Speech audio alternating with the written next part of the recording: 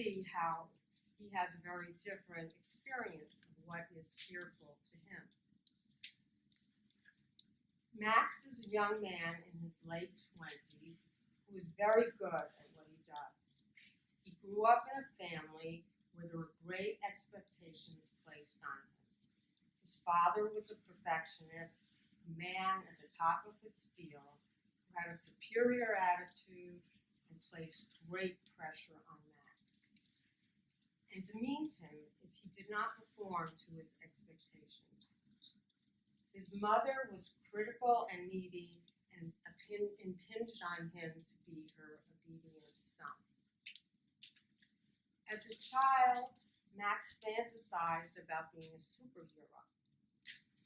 And at around age 12, he fully expected that one day he would be viewed by the world as Alexander the Great. As he reflected on that in therapy one session, he was struck that he actually had believed that this would be true, that he was that identified with delusional grandiosity. And those were his words.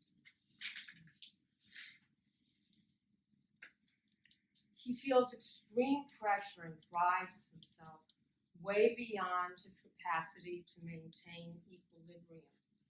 He is warm and outgoing, and he never wants to let anybody down, and has taken on the caregiver role in the 2 intimate relationships he's had in the past.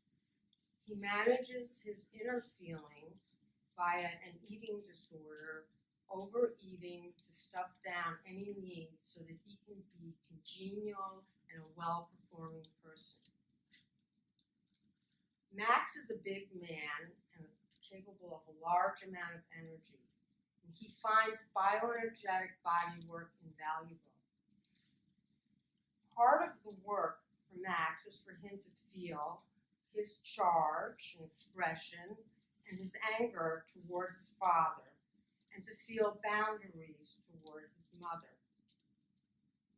While this was scary for Max, to come in contact with the largeness of this energy and to take the risk of being able to feel his anger, the main challenge and where he confronts his strongest fear is in allowing himself to have vulnerable feelings.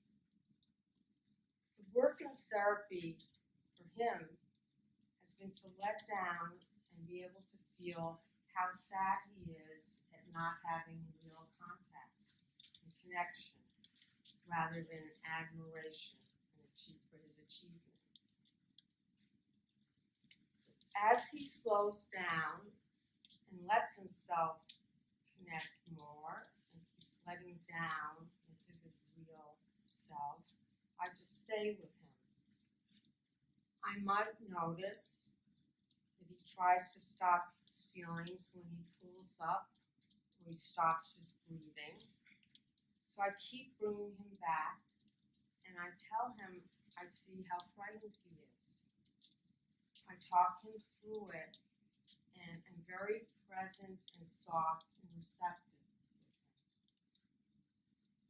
And he allows me to be with him in his fear, letting down, giving in little by little, melting down into a vulnerable place where he feels his genuine sadness and is connecting to me from this place. His fear is contained in being perfect, so his work is to allow exposing his real needs and stay with his fear of these feelings that he is associated with weakness and incompetence.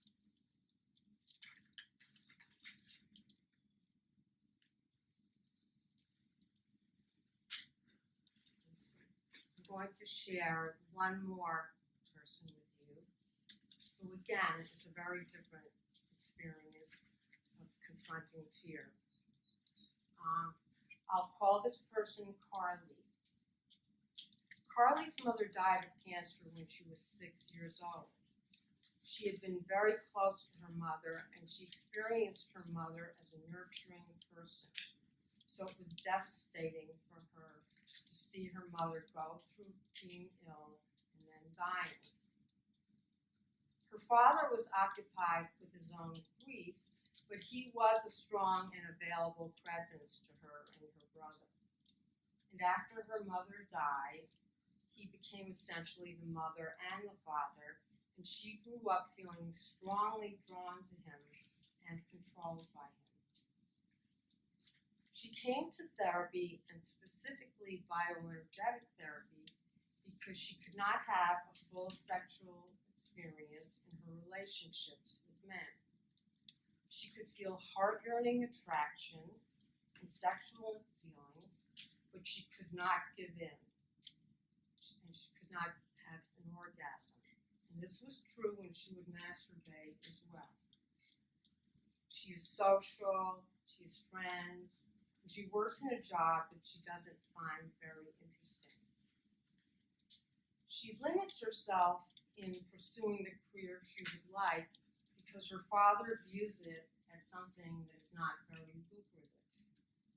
Meanwhile, he supplies her with financial assistance, which feels like an irresistible lure to her. And at the same time, he criticizes her for not being able to manage and support herself.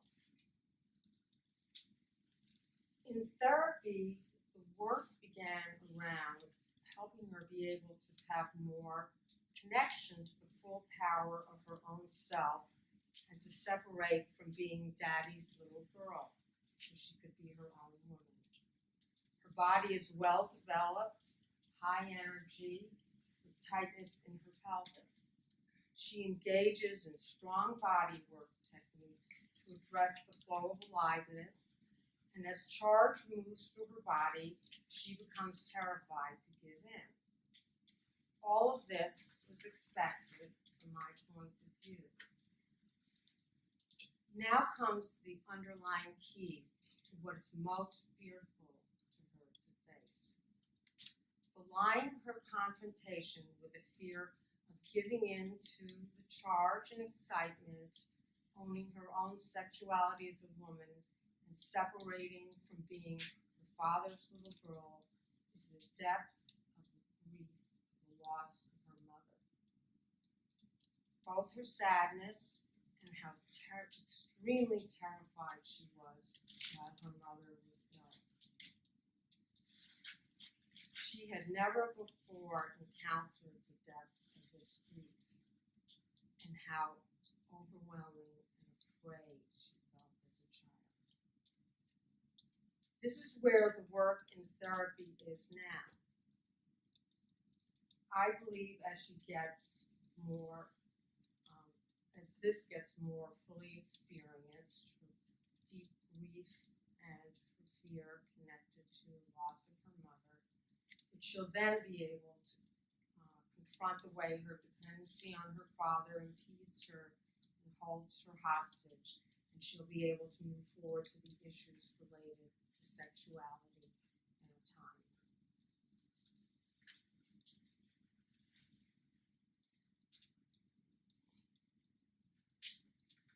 It takes courage to face fear.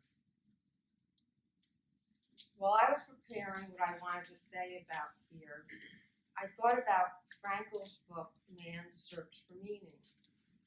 Frankl, a Holocaust survivor who had been in a concentration camp, was wanting to understand how it is that some people could survive such horrific conditions while others perished. Ruling out people who had medical conditions or who perished in gas chambers, he concluded that those who survived found meaning, somehow found meaning in something to live for, despite the inhuman conditions. He was one of those survivors. This is an important element in how one finds courage to face fear.